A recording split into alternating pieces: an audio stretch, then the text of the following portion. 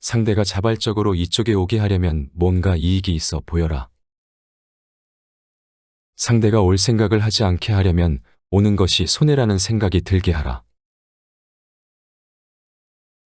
마로니에의 본이름은 칠엽수이다. 칠엽수 열매는 밤과 비슷하게 생겼는데 밤보다 반들반들하고 예쁘게 생겼다. 하지만 독성이 강해서 잘못 먹으면 위경련, 현기증, 구토 현상을 일으켜 응급실에 가야 한다. 견과류를 주식으로 삼는 청설모나 다람쥐조차도 이 열매는 안 건드린다. 세상의 도처에 깔린 함정은 되게 예쁘고 먹음직스럽게 잘 포장돼 있다. 그러나 우리가 이런 함정에 쉽게 빠지는 이유는 상대방의 유혹 때문만은 아니다. 우리 내부의 욕망과 희망하는 대로 될 것이라고 믿고 싶어하는 마음이 합쳐져 작용하기 때문이다. 모든 유혹은 욕망과 쉽게 결합한다. 사람은 마음이 불안하고 급하면 자기 좋을 대로 해석하고 자기 좋을 대로 믿고 행동하는 경향이 있다.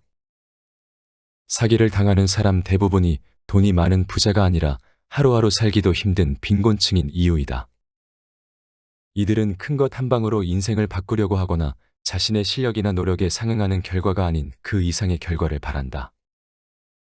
예컨대 지금 같은 저금리 시대에 10%가 넘는 금리의 투자 상품이 있다면 꼼꼼히 이성적으로 따져봐야 하는데 욕심이 앞서니 봐야 할 것을 보지 못하는 것이다. 은행보다 싸게 환전해드리겠습니다. 2023년 9월 한 남성이 SNS에 이런 내용의 광고를 올린 뒤 환전하기 위해 찾아온 피해자에게 호신용 스프레이를 뿌리고 현금 7억 4천만 원이 든 가방을 빼앗아 달아났다가 경찰에 체포된 사건이 있었다. 이런 불특정 다수를 대상으로 하는 일명 낚시형 사기의 미끼를 덥석 무는 가장 큰 이유는 탐욕이다. 딱히 원하지도 않았는데 어느 날 기가 막힌 정보나 사업 아이템이 갑자기 나한테 나타난다면 이것은 행운일까? 내가 먼저 찾지도 않았는데 어떻게 그런 좋은 정보가 하고 많은 사람 중 나에게 저절로 굴러들어왔을까? 그 자체가 이상한 일이다. 사기는 어떤 사람들이 주로 타깃이 될까? 몇 가지 특징이 있다. 첫째, 몰라도 아는 척한다. 일단 건성으로 아는 척 대충대충 받아들이고 나중에 속으로 요모조모 따지는 유형이다. 그러다 보니 결과적으로 다소 시차가 있지만 사기당했다는 사실을 인지하는 속도는 빠른 편이다. 둘째, 세상 물정은 어두운데 자기 확신은 엄청나게 강하다. 주로 가르치는 일을 하는 사람이거나 원리 원칙 속에서 살아온 사람들이다.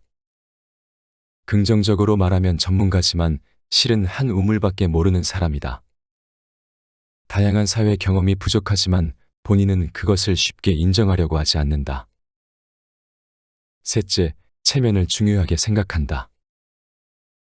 남들 눈치를 보거나 사회적 지위와 체면 때문에 꼬치꼬치 따지는 것을 부끄러워하고 필수적으로 요구해야 하는 서류도 요구하지 못하고 주저하는 스타일이다.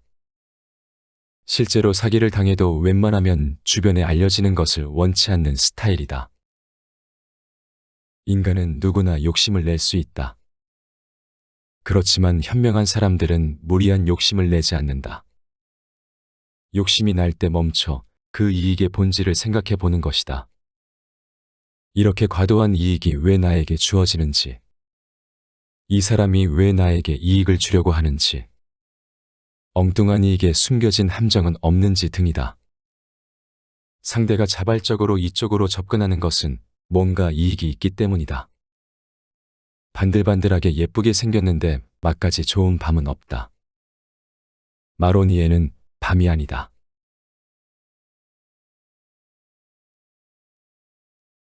인생의 언어를 바꿔보라. 나를 알고 적을 알면 위태롭지 않게 승리할 것이다. 50 이후의 지피지기는 과거의 지피지기와 다른 형태로 생각해야 한다. 지금까지는 주로 사냥감을 얻기 위한 지피지기였다. 삶의 목적과 수단에 초점을 맞춘 지피지기였다. 보이는 사물이나 능력, 관계에 대한 지피지기였다. 흔히 은퇴하면 자신의 목표를 다 이룬 것처럼 은퇴와 목표 추구를 동일시하고 질의 무대에서 내려와 산으로 바다로, 놀이와 쉼의 세계로 자신을 몰아세운다. 과연 옳은 전략인가 싶다. 60이라는 숫자는 주어진 숫자고 주어진 은퇴일 뿐이다. 당신 인생의 숙제는 아직 많이 남아있다. 인생의 많은 목표 중 일부인 사냥만을 해결한 것이다. 더 직설적으로 얘기하면 돈, 경제적인 부분에 불과하다. 50 이후에는 정신적 지표의 재설정이라는 나머지 과제로 나아가야 한다. 나는 누구인가의 설정이다. 손자가 말하는 직이이다. 그러나 각자의 인생관, 종교 철학 등이 너무 다양하고 이는 개인의 독창성일 수 있기 때문에 그런 지표 설정은 접어두고 이 책에서는 지표를 대하는 전략에 대해서만 언급하는 것이 맞을 듯 싶다. 첫째, 관념의 관성을 벗어나야 한다. 내가 지금까지 믿었던 종교, 신념, 철학, 인생관에 대해 다시 생각해 보자는 뜻이다. 잘 설정돼 있으면 더 다지고 조금 부족하면 보충하고 아예 잘못 세팅됐다면 재설정해야겠다. 둘째, 타인이 들어올 틈을 만들어야 한다. 나의 생각에 타인의 생각이 들어올 틈을 만들어야 한다. 내 신념을 버리거나 양보를 하라는 것이 아니다. 그들에게 나의 생각을 강요하지 말되 그들과 평화롭게 지내기 위한 생각의 여유와 대화의 부드러운 태도를 가져야 한다는 말이다. 노벨 문학상을 수상한 시인 토마스 트란스트 르메르는 미완의 천국이라는 시에서 우리는 모두를 위한 방으로 통하는 반쯤 열린 문이다라고 했다. 시작은 가까운 가족과 친구부터이다. 그들을 위해 문을 살짝 열어두자. 셋째, 오늘 할 일과 내일 할 일을 알면서 살아야 한다. 50쯤 살다 보니 그날그날 닥치는 대로 살거나 반대로 매일매일 같은 일을 반복하고 관성에 갇혀 사는 것이 몸에 뱄다. 이런 생활 양식에 조금은 변화를 줘야 한다. 내일이 마치 생애 처음 맞이하는 새로운 날인 것처럼 말이다. 사실 따지고 보면 새로운 날 맞다. 매 순간 새로움과 신선함을 느껴보자. 마음을 그리 먹으면 내일 무엇을 할지 계획이 생길 테고 일주일, 1개월, 1년의 일정이 세워질 것이며 계획이 딱 버티고 있으니 희망과 목표가 저절로 완성된다. 넷째, 썩기보다는 낡아가야 한다. 50부터는 낡아가는 나이에 접어든다. 낡아갈 것인가, 썩어갈 것인가를 선택해야 할 나이이다. 썩어가는 인생이 되지 말자. 50년 정도 살다 보니 다들 인생 나들이에 익숙해질 나이가 됐다. 그래서 외출할 때도 대충 꾸미거나 아무 옷, 아무 신발, 아무 머리로 대충 정리하고 면도도 아예 하지 않고 나가기도 한다. 50년 낡은 몸을 전보다 더욱더 다듬고 잘 차려입고 면도도 깨끗이 해도 모자랄 판에 젊었을 때보다 몸단장 시간을 줄이고 행색도 평범하다니 과연 옳은 처신일까? 50부터는 옷차림, 향수, 면도, 신발 등 외양에 각별히 신경을 써야 한다. 지금까지 그렇게 살지 않았다면 새로 태어나는 기분으로 단장을 시작하고 지금까지 조금씩 해왔다면 더욱더 강도를 높여야 한다. 집 밖으로 쓰레기 하나를 버리러 가더라도 제대로 입어야 한다.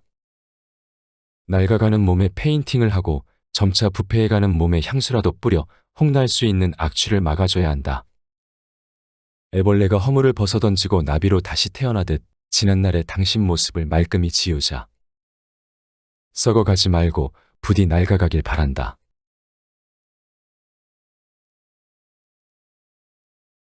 끌고 가는 인생인가, 끌려가는 인생인가. 적을 불러야지 내가 적에게 불려가지 않는다. 펭귄 효과가 있다. 먹잇감을 구하기 위해 바다에 뛰어들어야 하지만 바다 표범 같은 천적들이 있어 잠시 주저하는 펭귄의 습성에서 유래한 말이다. 수백 마리가 작은 빙산의 끝에서 머뭇거리는 이때 두려움을 떨쳐내고 가장 먼저 뛰어드는 펭귄이 퍼스트 펭귄이다. 그제야 우왕좌왕하던 다른 펭귄들이 뒤를 따른다. 퍼스트 펭귄은 미국 카네기 멜론 대학교의 컴퓨터 공학과 교수 랜디 포시의 마지막 강의를 통해 대중에게 알려졌다.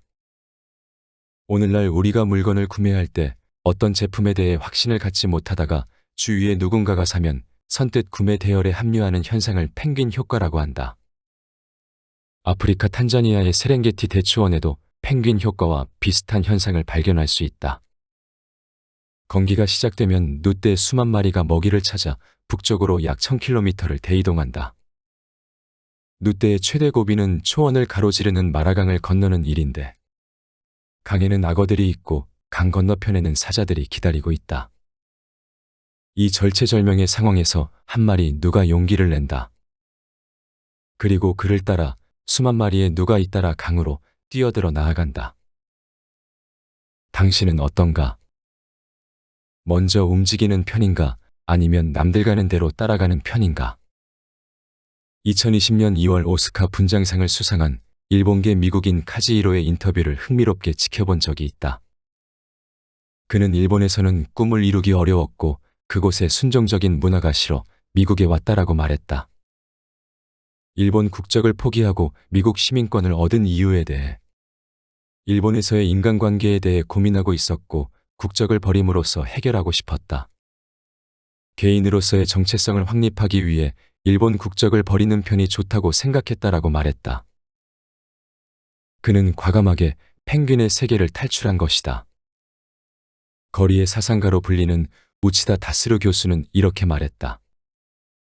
우리는 늘 어떤 시대, 어떤 지역, 어떤 사회 집단에 속해 있으며 그 조건이 우리의 견해나 느끼고 생각하는 방식을 기본적으로 결정한다. 따라서 우리는 생각만큼 자유롭거나 주체적으로 살고 있는 것이 아니다. 오히려 대부분의 경우 자기가 속한 사회 집단이 수용한 것만을 선택적으로 보거나 느끼거나 생각하기 마련이다. 그리고 그 집단이 무의식적으로 배제하고 있는 것은 애초부터 우리의 시야에 들어올 일이 없고 우리의 감수성과 부딪히거나 우리가 하는 사색의 주제가 될 일도 없다. 이 점에 대해 니체도 인간은 대부분의 경우 외적 규범의 노예에 불과하다. 우리가 보기에 당연하다고 생각되는 것은 실은 어떤 시대나 지역의 고유한 편견일 뿐이다라고 말했다. 이번에는 우리의 삶을 욕망의 시선으로 한번 보자. 프랑스의 철학자 자크 라캉은 인간은 타인의 욕망을 욕망한다라고 했다. 10살짜리 초등생 어린이가 100점을 받기 위해 열심히 공부하는 이유나 명문대에 가기 위해 눈비를 맞으며 학원으로 향하는 수험생이나 이유는 같아 보인다. 이처럼 우리 대부분은 자신이 진정으로 원하는 것이라기보다는 가족이나 부모, 사랑하는 연인, 사장, 상사, 회사, 더 나아가 이 사회가 원하는 것을 욕망하며 살아가고 있는 것 같다. 결국 현대인은 부모의 최초 칭찬인 걸음마 칭찬을 시작으로 공부, 성적, 경쟁 등 타인의 욕망과 기대가 더 씌워진 채 유년을 보내고 성년에는 성공과 행복이라는 타인이 만들어 놓은 신기루 프레임에 휘청거리다 죽어간다. 유능하다, 인정받고 싶다는 욕구와 주변의 기대에 어떻게든 응답하고 싶다는 범생이 프레임에 갇힌다. 남들이 나를 어떻게 평가할까라는 불안과 초조가 반복되고 잠재의식으로 자리 잡으면 나는 점차 증발해 작아진다. 2023년 11월 5일 BTS 전국의 첫 솔로 정규 앨범 발매를 기념하는 공연이 있었다. 골드는 발매 당일에 약 215만 장이 팔리면서 더블 밀리언셀러를 기록했고 정국은 아시아 최초로 미국을 제외한 글로벌 차트 톱10에 3곡을 동시 진입시킨 가수라는 기록을 세웠다. 마침내 BTS라는 그룹에서 홀로 서기에 성공한 것이다. 그는 자신이 잘하는 장르가 무엇인지, 도전하고 싶은 장르는 무엇인지, 무엇이 부족한지를 고민했고 무대에서 공연하는 자신의 모습을 상상하며 곡을 선정했다. 그는 다양한 장르를 소화하는 가수가 되고 싶었다. 그리고 그가 알을 깨고 나왔다. 그동안 우리는 좋은 모델을 본받기 위해 누군가를 존경하고 추앙하면서 따라다니기를 마다하지 않았다. 하지만 더 이상 위인을 존경하지 말자. 그냥 바라만 보자. 그들은 당신의 존경을 받기 위해 살다 가지 않았다. 살다 보니 존경받게 됐을 뿐이다. 어쩌면 당신의 존경을 원치 않을 수도 있다. 그러니 이제 그만 존경을 거두고 당신의 길을 가자. 그들을 올려다보지도 말고 내려다보지도 말며 그저 좋게 보기만 하자. 인간이 인간을 존경하는 것은 어쩌면 일종의 편향적 몰입의 결과일지도 모른다. 인간이 아무리 위대하다고 해도 결국 죽어가는 몸이고 뱃속은 더러운 배설물로 가득 채워져 있기 때문이다. 50이면 이제 고유의 자기를 찾아서 스스로 일어설 때가 됐다. BTS의 정국처럼 당신도 자신의 그룹을 빠져나올 때가 됐다. 캄보디아 출신의 당구 여제 스롱 피아비는 스포츠로 삶을 바꾼 대표적인 이주 여성이다. 2011년에 결혼해 한국으로 온 그는 남편의 권유로 당구를 시작했고 10년 사이에 무서운 속도로 실력이 붙었다. 그렇게 여자 프로 당구 최초로 6번의 우승 기록을 세우며 여자 당구계의 실력자로 이름을 올렸다. 그는 인터뷰에서 이런 말을 했다. 스포츠에서는 본인이 대표다. 실패든 성공이든 내가 한 전부가 결국 내 스포츠 인생이고 그 과정과 결과는 모두 내 몫이다. 지금의 과정과 결과는 자신만이 만들어낼 수 있다. 환경을 떠나 내가 주인공인 인생을 멋있게 살았으면 한다. 그동안 관성에 의해 남의 것처럼 살아온 내 삶을 더는 계속할 수 없다. 그것은 사는 것이 아니라 사라지는 것이다. 이제 당신도 자기 인생의 방향키를 직접 잡을 때이다. 이제 그만 표류를 끝내자.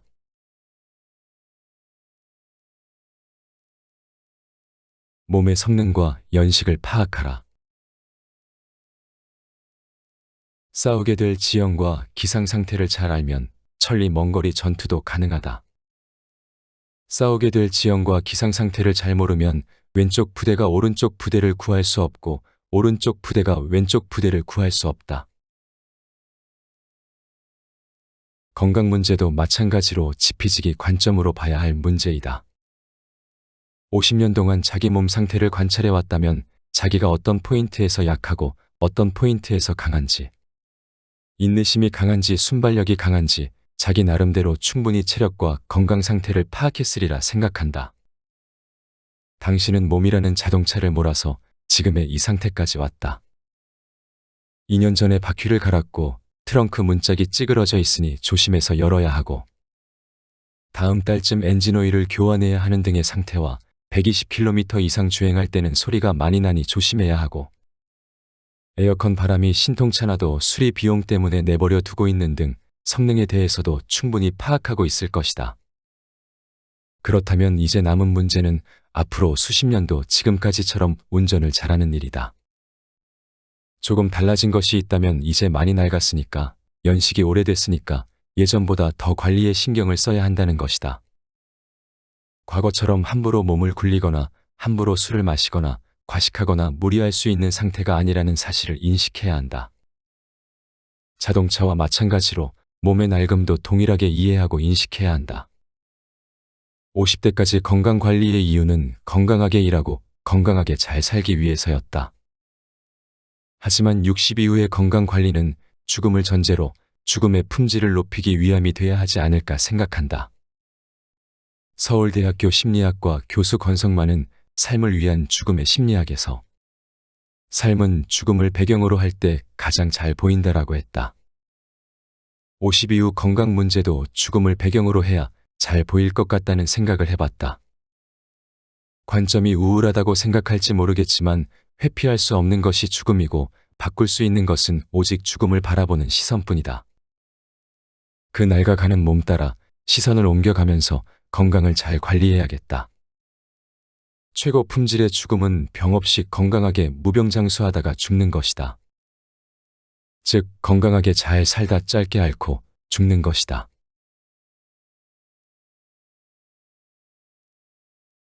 끝났다고 끝난 것이 아니다. 끝났는가 싶더니 다시 시작하는 것이 해와 달 같다. 죽었는가 싶더니 다시 살아나는 것이 사계절 같다. 50. 이제 막 인생의 오후가 시작됐다.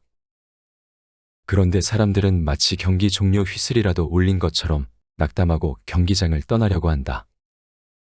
그리고 60. 퇴직 후에는 오로지 먹고 마시고 산과 바다를 찾고 팔도 관광 유람을 하며 마지막 한순간이라도 더 즐겨보려는 생각으로 다들 부산하다.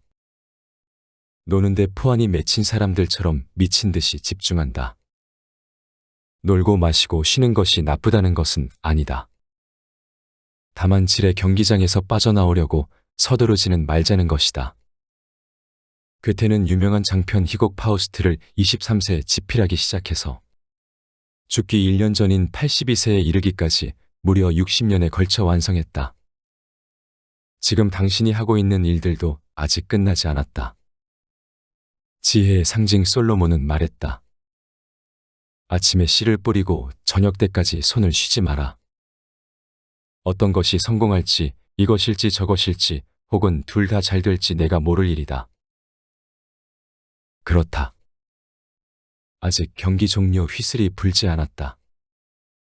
당신 몸의 세포는 지금도 여전히 매일 약 3,300억 개의 세포를 갈아치우고 있으며 매일 새로 태어난 세포들이 당신의 지휘봉을 바라보고 있다. 당신의 인생 경기는 오늘도 계속 진행 중이다. 우리 앞에 놓인 삶이 짧을지 길지 언제 끝날지 아무도 미리 알 수 없다. 그러니 가는 데까지 가봐야 한다. 이제 겨우 50인걸.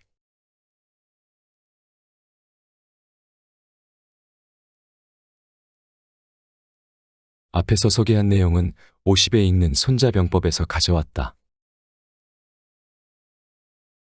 춘추시대의 패권국 초나라를 격파하고 오왕 합렬을 중원의 패자로 이끈 최고의 전략가 손자가 말했다. 상대의 변화와 상황에 맞춰 승리를 쟁취하라. 속임수와 기습이 난무하는 전쟁에서 빠르게 상황을 파악하고 변화를 꾀하는 것은 승리하여 살아남기 위한 필수 전략이다. 이는 현 시대의 50대에게도 마찬가지다. 50부터는 미처 대비하지 못한 변수에 인생이 휩쓸리기 쉽다. 이때 스스로 변화하느냐 그러지 않느냐로 삶의 변곡점에서 상승하는 사람과 기울어지는 사람이 갈린다. 50 이후는 변화의 여부가 앞으로의 인생을 결정한다. 50에 읽는 손자병법은 50을 위한 인생병법서로 2500년 전의 전쟁 전략으로부터 50 이후에 필요한 핵심 전략들을 뽑았고 이를 현대적인 사례와 함께 재해석했다. 이 책을 통해 나를 둘러싼 상황을 읽고 내게 필요한 변화를 찾는다면 인생의 오후에 비로소 승리할 수 있을 것이다.